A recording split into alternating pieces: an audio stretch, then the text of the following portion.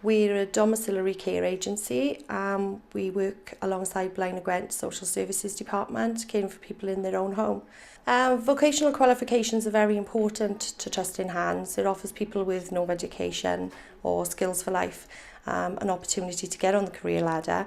It improves the service we provide to the residents of Blaenau and Gwent. Business-wise, I think it gives us a jump on the market because our staff are highly trained.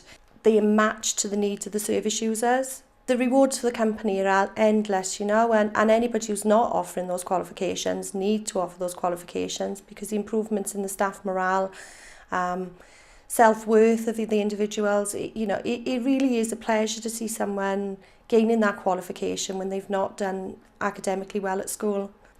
Oh, we've got a fabulous relationship with Educate. They really are on the ball all the time. Any support, anything that our carers need. They're very good at assessing everyone's needs and skill sets so that we can get everybody through the qualification.